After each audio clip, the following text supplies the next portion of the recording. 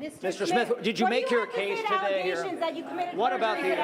What do you have to say to allegations that you defrauded the American people, Mr. Smith? Mr. Smith, what about? That you wasted can you expound on this idea that you said that you think you're going to be prosecuted?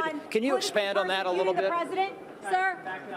Can you talk for a moment? Did you defraud the American people? Do you think you're going to? What about the idea that they were trying to cast this on? Mr. Smith, what about the idea that they were trying to put this on the U.S. Capitol Police? Mr. Smith, did you break the law?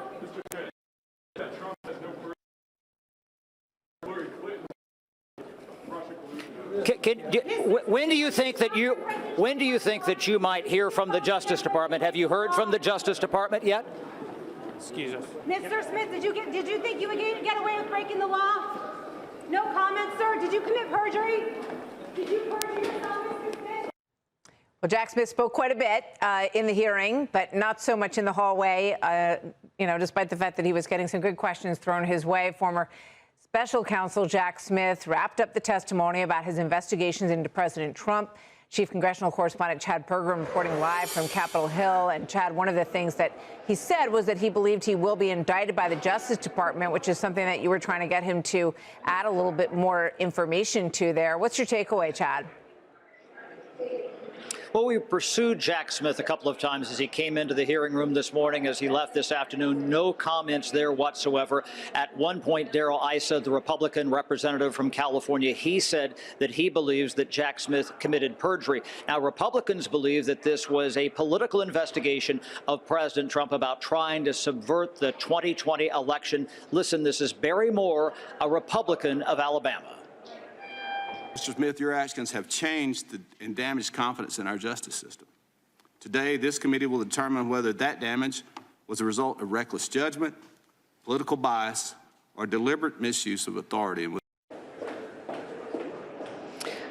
Now, President Trump put out a Truth Social post today. He indicated that he thought that Jack Smith was, quote, decimated in the hearing. He called him a deranged animal and also said he thought that the Department of Justice should, quote, take a look at Jack Smith. And there was this rather interesting exchange between Jack Smith and Becca Balint, a Democrat from Vermont, on that score today.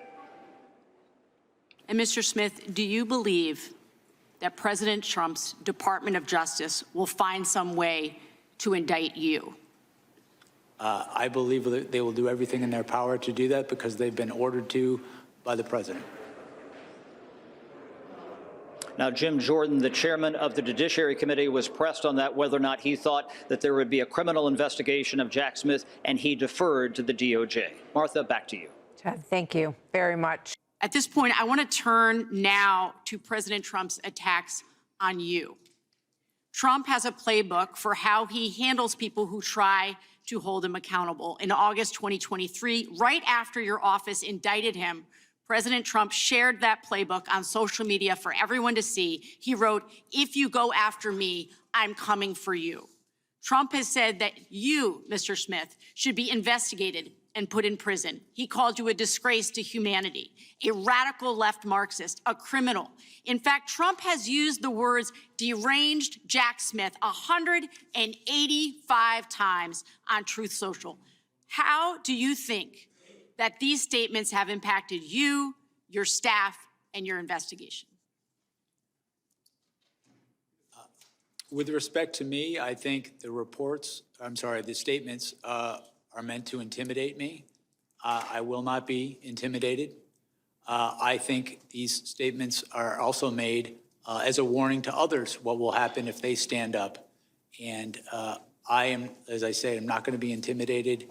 We did our work pursuant to department policy. We followed the facts and we followed the law, and that process resulted in proof beyond a reasonable doubt that he committed serious crimes. I'm not going to pretend that didn't happen because he's threatening me. Without objection, the chair now recognizes the gentleman from New Jersey. Thank you, Chairman. You know, I don't even know where to go because there's so much, Mr. Smith. There really is. But it isn't, what I do know is it's much more than how much people like or hate you, or like or hate Donald Trump, or like or hate Republicans, or like or hate Democrats. This is about the system. It's about what the Department of Justice did. It's about what you did. The core of the hearing is all about, can Americans still trust the justice system? Is it fair? Was it fair under you? And all they don't expect you to be perfect, but they expect you to treat everyone the same, Republicans and Democrats, liberals and conservatives, but that wasn't the case. When you treat people differently because of their political status, their political party, their ideals, that's hypocrisy. And I'm sorry to say, and I don't say it lightly, I do consider you to be a hypocrite. With that being said, I think the prosecutors and the people around you stretch norms, change standards depending upon who was under investigation. So you don't like Donald Trump, and so you're a liberal Democrat, whatever the case may be. And they went after him. And by the way, it's interesting, in all those congressional records that were subpoenaed, all those congressional records that were looked at, was one of them a Democrat? No. The answer is no. I'll answer for you. So I got simple questions. I always say I'm a simple guy, but it really boils down to this. How much can Americans trust this system? In your special counsel report, you stated President Trump engaged and was guilty of criminal conspiracies, and he was guilty of criminal conduct, and you publicly testified you believed you had the proof, etc. If prosecutors deal this way with cases, if they declare that it's guilty and it's over before a jury verdict, would Americans trust the justice system more, or would they? Would they trust the system more? The answer, go ahead, answer, please answer. I'm sorry, I didn't understand what you were asking me. So when this was all going on, before, and I believe it was political, before there was an entire case and we went through the whole case, you pretty much declared, and I'm not going to read the whole thing through again, that President Trump was guilty. That wasn't your job. That's a judge's job. It's a jury's job. It's not your job. Don't you think that's unfair, that that's wrong, that didn't make the playing field level?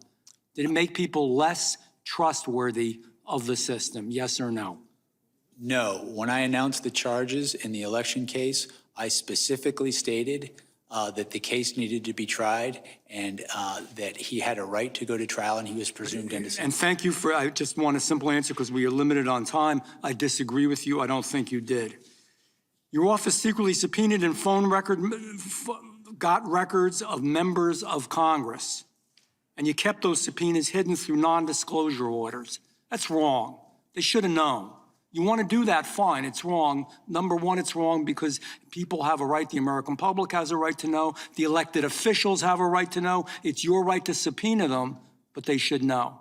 Secondly, and I brought this up before, not one Democrat, it's all Republicans, all Republicans. Everything you've done, everything you've ever done is always against Republicans. Do you think that puts more trust in the system when you're so partisan in that way? Yes or no? No. Politics played no role in our investigation. I have prosecuted Republicans and Democrats throughout my career. I have dismissed cases against Republicans and Democrats. Because you didn't have the proof. If prosecutors routinely rely on politically imbalanced investigations, and by this I mean, let me appeal to your sense of fairness. You're saying you're a fair man. We had a January 6th committee, select committee, that was appointed only by a Democrat, the then Speaker, Nancy Pelosi. Everybody on it was a Democrat, except 2 Republicans that hated Republicans. Was that fair? Was that fair? I mean, look at our system here in Congress. We've got Democrats, man, they speak up. You've got Republicans, we speak up. You hear both sides. That's the way a select committee should be. And you based everything upon this biased, unfair, prejudiced system. How is that fair? Tell me how that's fair. That's not correct. We conducted an independent investigation. You based a lot on that commission. You got all their records. That's not correct. We did collect their records. We conducted our own independent investigation following the facts and the law. The and you used a lot of their information, Mr. Smith. I don't mean to cut you off. I've got limited time. Joe Biden took classified records that were not to be taken when he was vice president and when he was Senate. And I know you didn't deal directly with that case. Mr. Chairman? But nevertheless, he did. Is that fair? Because he let him go, don't do anything to him. But on the other hand, when it's President Trump who did it as president, then there was, you raided Mar-a-Lago. Is that fair? I'm the gentleman. Mr. Gentleman's fired. Well, I'd like him to answer. If the witness would like to respond, he can. I have no response. It's damn unfair. That's the answer. We've got UC requests. Joining me now is Sunday Night in America host and former federal prosecutor Trey Gowdy. Trey, it's great to see you here today. I don't profess to be an expert on the First Amendment, but I do happen to know a little bit about free speech and the constitutional history of free speech. Tell me about Jack Smith's argument that President Trump's words were not protected, that President Trump's words could be prosecuted because others acted criminally. Yeah, I think among many other points, Will, that was a really weak theory. I'm a little surprised he went there. Literally, the speech at the ellipse was criminal, according to Jack Smith. So if you and I were to talk today and I were to say something and you were to go to rob a mini mart in Texas, I guess you would say that Trey provoked me to do that. It's a horrible legal thing. By the way, don't do that. It's a horrible legal theory. I'm surprised he went there. I think the better idea was from the moment of the election until the certification, there was a conspiracy. I'm not saying it's a good theory, but it's a better theory than the speech itself was criminal. Good lawyers know that it was not. I would say almost every lawyer knows that it's not. And that kind of brings back into the motivations and intentions of Jack Smith. Surely he's a better lawyer. Maybe he was trying to advance a novel case on the limits of the First Amendment, Trey, but there's virtually all you have to do is read a little bit of court history, a little bit of precedent to understand the limitations on free speech. And it's got to be a direct incitement to violence. Nothing the president said that day, nor even the arguments made by Jack Smith, amounted to anything that previously would have been considered criminal or a limit on free speech.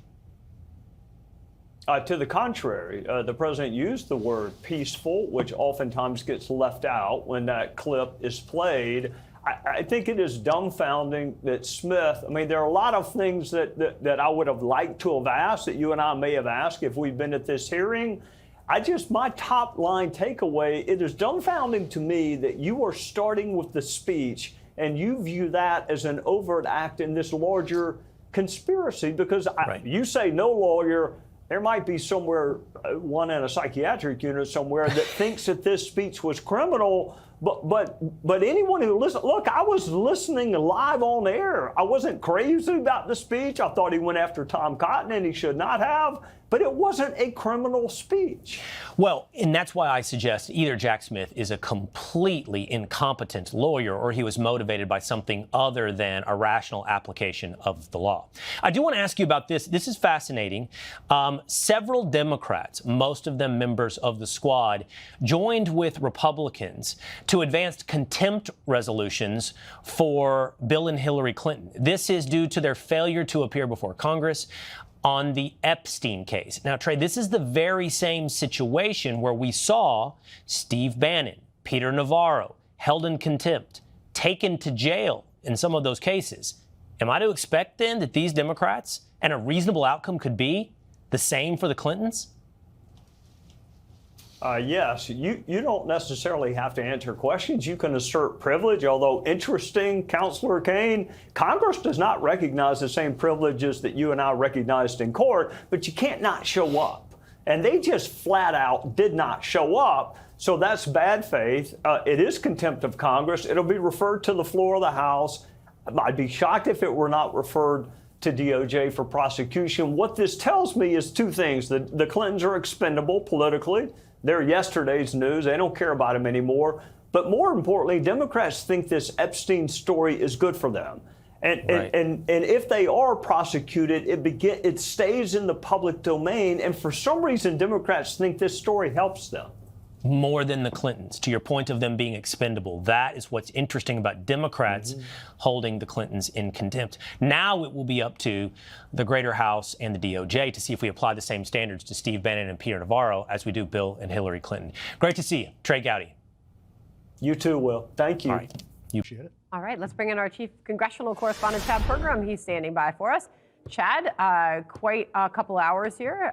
What are the top line takeaways from what we've heard so far? Well, good afternoon, Sandra. No surprise, Democrats believe that Jack Smith was trying to uphold the rule of law, and Republicans say that this was a political witch hunt. They believe that there was kind of the fix-in by Jack Smith trying to go after President Trump. Jack Smith, he was investigating two things: the idea of having classified information at Mar-a-Lago in the bedroom, the ballroom, the bathroom, and also whether or not he tried to subvert the 2020 election. Jim Jordan is the chairman of the Judiciary Committee. Listen. He's got to get President Trump. He's got to stop President Trump from tie him up in court. He's got to get to trial, or at a minimum, insert an 165-page political document into the presidential campaign. It was always about politics. Smith had plenty to say during the hearing. Republicans asked if Smith had a vendetta against President Trump. The president just posted that Smith is, quote, being decimated in the hearing. He called him a, quote, deranged animal. He calls the investigation a Democrat scam. Smith was not talking when I confronted him in the hall before the hearing. You have any response to Republicans trying to undercut you in this hearing today? Mr. Smith, will you have any problem talking about the grand jury issue today? I know that that is something that's protected. Will you change your position on that as they probe your questions? Will you change your view on the grand jury information? Will you talk about that in the hearing?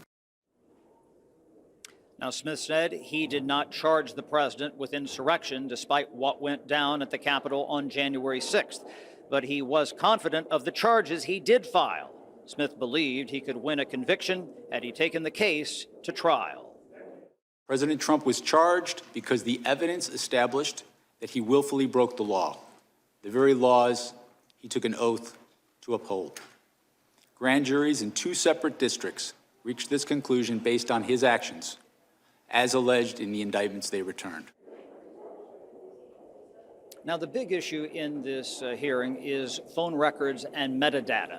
The idea that Jack Smith issued these subpoenas to sweep up the information, not eavesdropping, not wiretapping, but determining who President Trump was talking to and communicating with around January 6th. Metadata is where you get point-to-point communication. There were 9 Republican lawmakers who were kind of swept up in that dragnet, including Lindsey Graham from South Carolina, Tommy Tuberville, the Republican senator from Alabama, Mike Kelly, who is a Republican representative from Pennsylvania. And then there's this whole Kevin McCarthy question here. The subpoena suggested that Kevin McCarthy, 17 days after he had become Speaker of the House, maybe was a flight risk, and that's something that he was pressed about in the hearing by Brandon Gill, a Republican of Texas. Again, they're in a recess right now. We think they'll probably come back in about 5 minutes or so. This was just a bathroom break. We will have votes in the House of Representatives later this afternoon. They've got a lot of members to go through, so this probably goes until the late period this afternoon here on Capitol Hill. Guys, back to you. The person second in line to the presidency, a flight risk?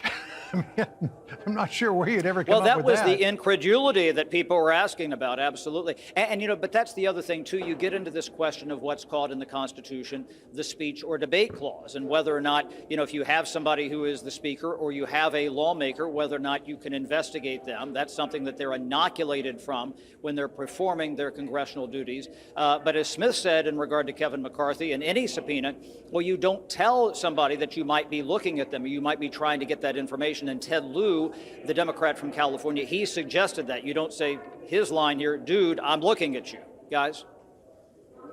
Chad, it looks like he's walking back in just a few seconds from now. We believe this will be back underway.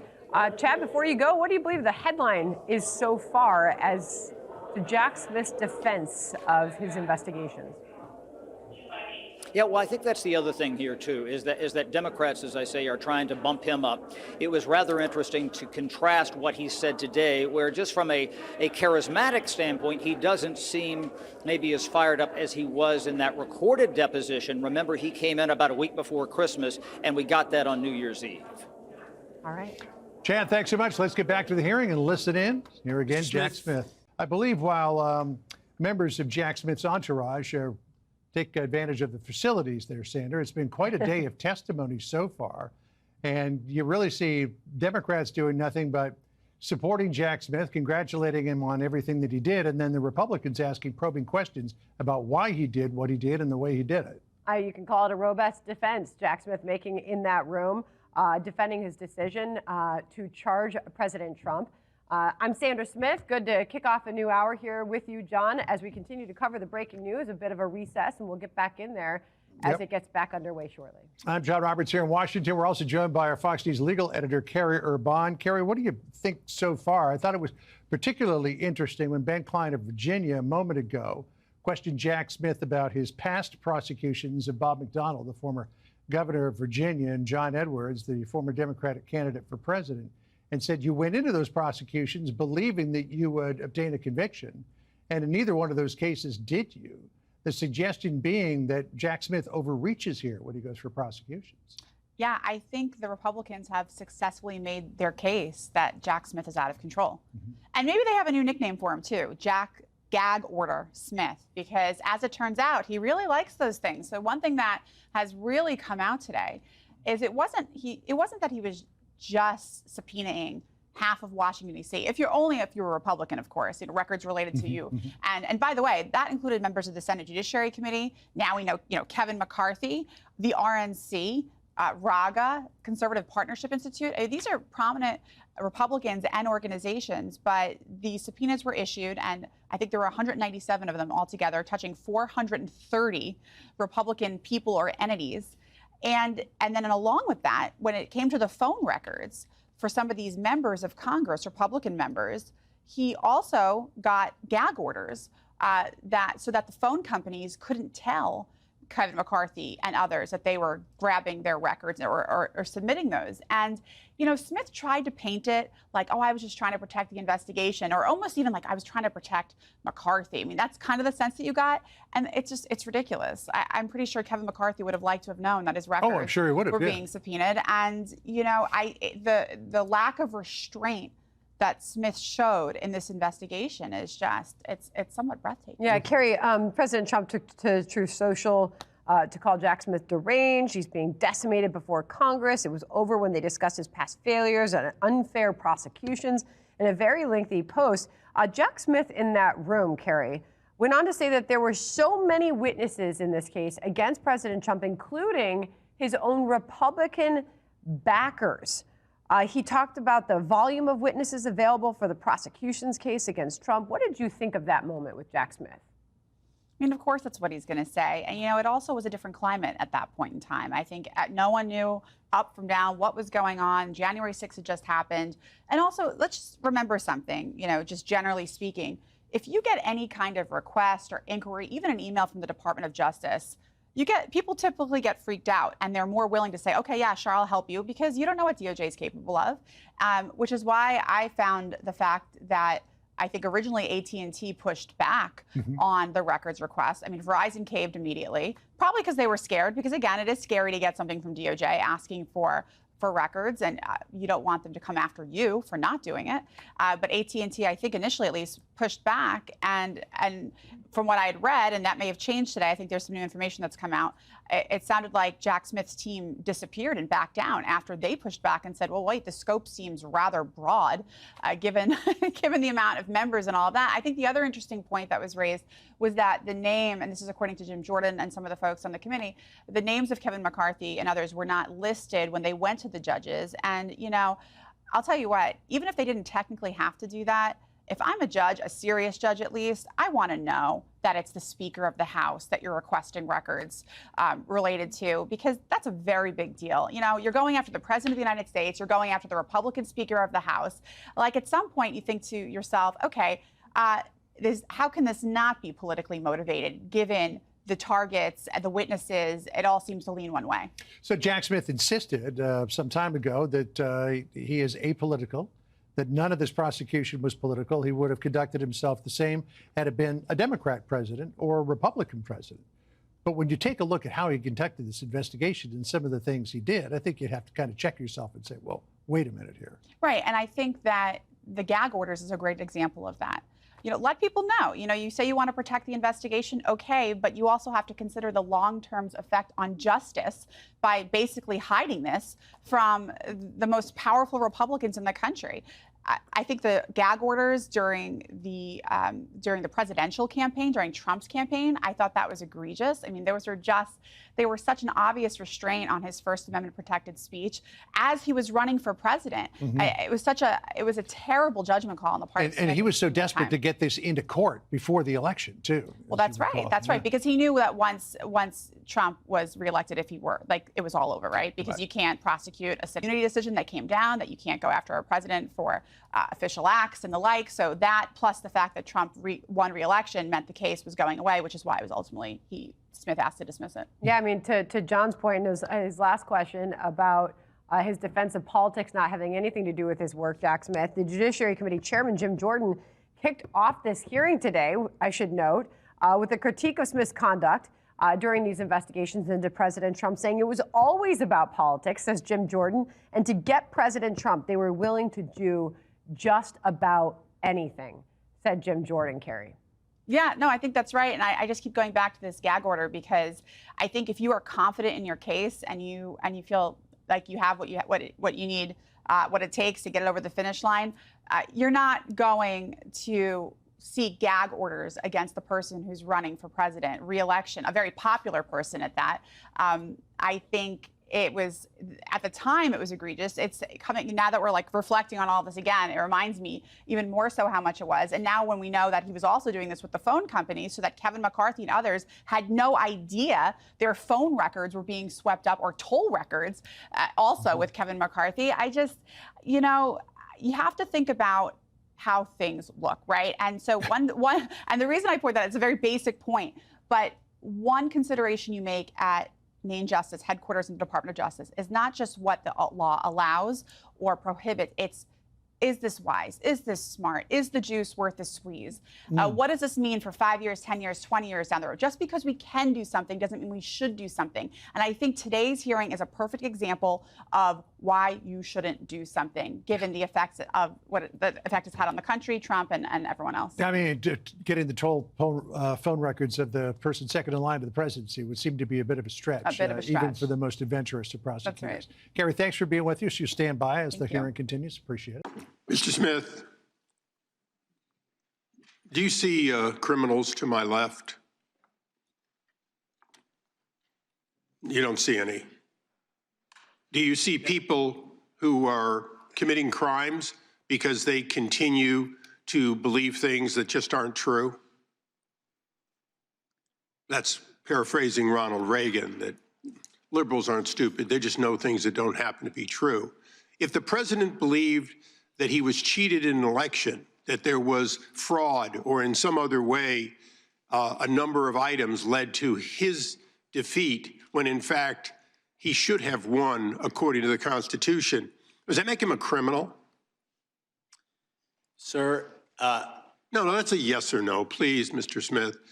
These people here are continuing to grapple constantly with things that aren't true, like socialism works, or that somehow everything the Republicans do is evil and everything they do is right. They've never reached a conclusion in a typical partisan case in which we're not evil because we think something different and we're not wrong. You understand the Constitution. Do you understand the Bill of Rights, that someone has the absolute right to believe something, whether it's true or not, and to advocate for something, whether it's true or not? Do you understand that in addition to your oath to the Constitution, that that's one of the things the First Amendment allows for, isn't it? yes, sir. Okay, so if you know that people have a right to opine, lobby for, assert, do everything they can legally to ask for people to make different decisions, then why is it you saw criminal conduct on behalf of a president who believed he didn't win?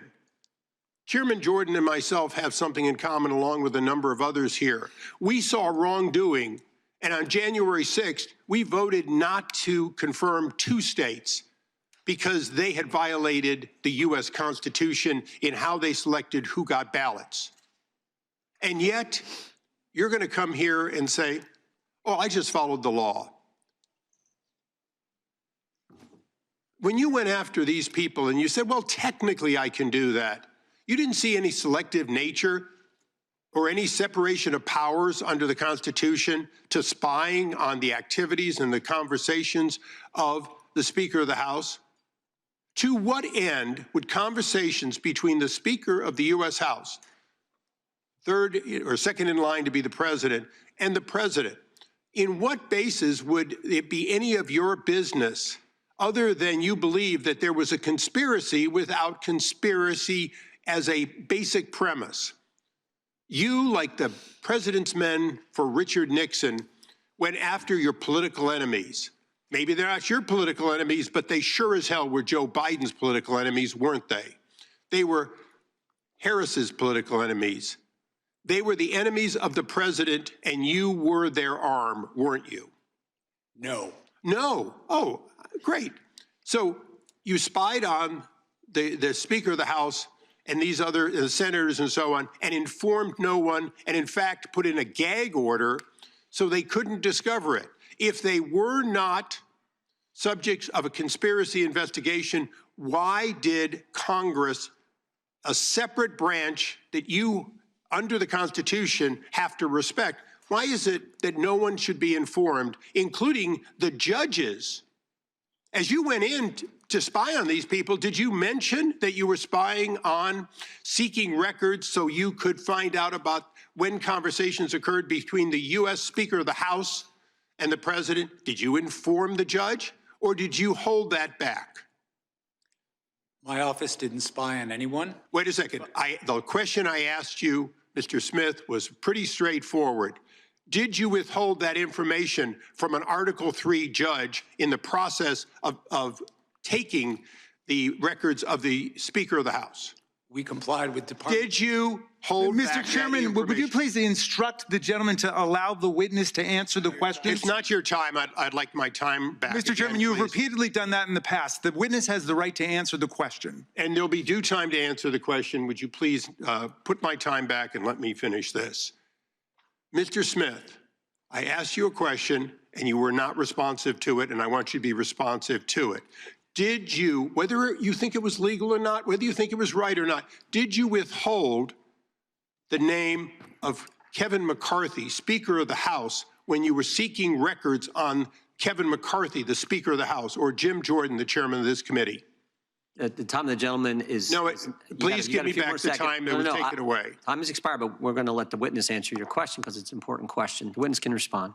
We did not provide that information to the judge when we requested a non-disclosure order, consistent with the law and consistent with Department Mr. Chairman, the amazing thing here today is that we have an admission that an Article Mr. Chairman, the gentleman's time has expired by now 34 seconds. It gets more than 5 minutes. How many times do you interrupt me? The time belongs to the gentleman from California, but it has expired. I will be brief in my address to the chairman.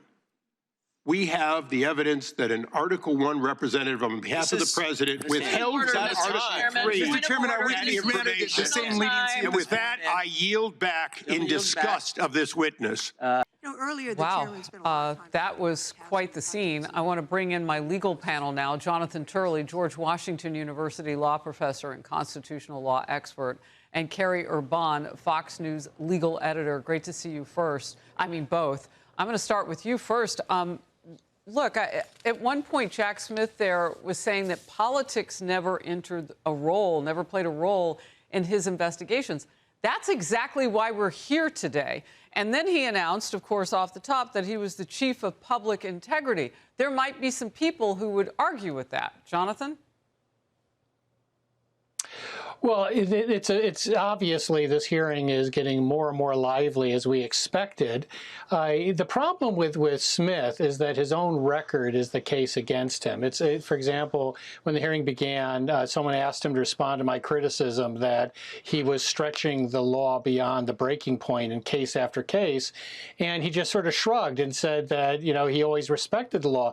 The record is the record. He was able to secure a unanimous decision against one of his most famous cases. The undoing of Jack Smith has always been his appetite. He has a serious problem with limitations, and they undermine his case. Wow, what a line. The undoing is his appetite.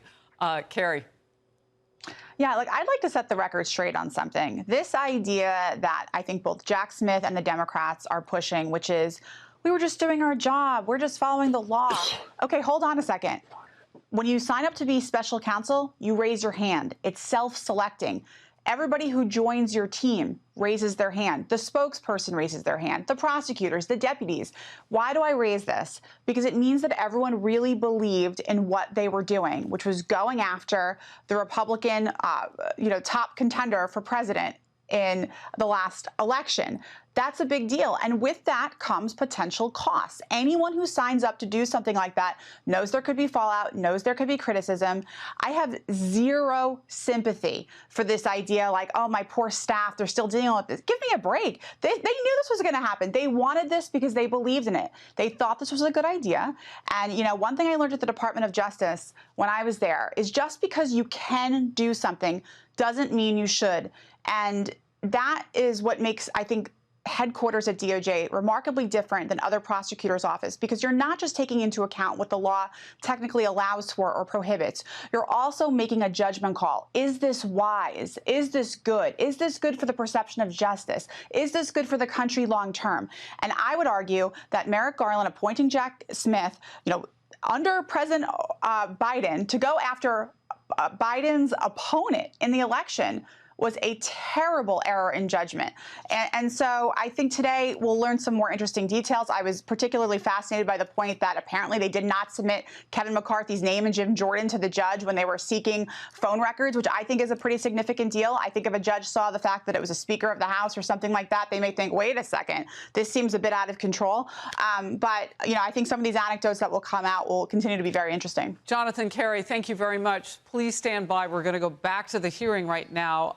Jack Smith is being questioned by Democrat out of California, Zoe Lofgren. Let's watch. And a Fox News alert with a high-stakes hearing set to start any minute now on Capitol Hill. That's Jack Smith.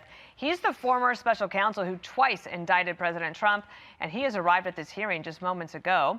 He is expected to defend his prosecutions before the House Judiciary Committee and, of course, the American public. That's going to get underway any moment. There's a lot of photographers there. Could get rough. That's for sure. Yeah. Welcome to a brand new hour of America's Newsroom. I'm Dana Perino. Morning to you. A lot of action today, right? Yes. First hour done. Today's testimony now in our second hour follows last month's closed-door deposition with that same committee. But we haven't seen this play out publicly until today.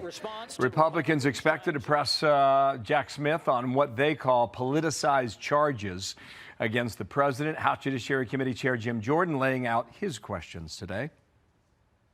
Take away, Jack Smith's no different than Fonnie Willis, Alvin Bragg, Bob Mueller, impeachment one. It's all part of this effort to get after President Trump. He spent $35 million and, of course, got nothing. And then not to mention he's willing to go get the phone records of multiple members of Congress in his effort to find some way to go after President Trump. Okay, gavel in the order right now. Chad Pergram's watching it from the Hill. And Chad, let's begin with you there. Hello. Good morning, Bill. Well, this was a rather chaotic scene when Jack Smith arrived here on Capitol Hill. In fact, they took him to the hearing room, and the hearing room door was locked, so he had to do a U-turn. They took him through a back entrance. I peppered him with several questions once he arrived. Listen. What about the president calling you out the other day? You have any response to Republicans trying to undercut you in this hearing today? What about the president calling you out in his comments? He had some pretty profane language yesterday. Now, sometimes when we have these big figures come to Capitol Hill, we often say that this is their first appearance before lawmakers. That's not the case with Jack Smith. He was here just before Christmas for a closed-door deposition with the Judiciary Committee. Listen to what he had to say. The decision to bring charges against President Trump was mine. The basis for those charges rests entirely with President Trump and his actions. Our case was built on, frankly, Republicans who put their allegiance to the country before the party. During that deposition, Smith told lawmakers he believes he could have won a conviction against President Trump. Smith's investigation focused on two things: if the president took classified documents and tried to subvert the 2020 election. Smith says the president is seeking retribution against him. President Trump called him out this week. Ended Joe Biden's weaponization of our government, and removed his hand-picked radical left Marxist prosecutors from the Department of Justice, like deranged Jack Smith. He's a sick son of a... Now the Supreme Court essentially shut down Smith's inquiry, saying the president enjoyed immunity from prosecution. Democrats will likely defend Smith. Republicans will try to attack his credibility. He's got a lot to answer for, and you know, these are answers that have been, I think, long overdue. I think he weaponized the system. I think he did what could be permanent damage to the perception of justice in America. So I expect he's going to have some tough questions. Now, there's a term you're probably going to hear during the hearing today. It's metadata. Jack Smith, Republicans say, was, quote, wiretapping some Republican lawmakers. What he was trying to do was find out who was talking to President Trump around the time of January 6th. There were 9 Republican lawmakers, 1 House member, 8 senators, just trying to figure out who was communicating with the president. That's where you go in and you get the point-to-point data. You don't actually get what was said during the phone call. That is a big issue of contention during this hearing today. Bill? Okay, all right. The opening statement's going to get underway momentarily, and we'll drop in once we start to get some questions back and forth. So, Chad, thanks for setting the table for us. Hey everyone, I'm Emily Campagno. Catch me and my co-hosts Harris Faulkner and Kaylee McEnany on Outnumbered every weekday at 12 p.m. Eastern, or set your DVR. Also, don't forget to subscribe to the Fox News YouTube page for daily highlights.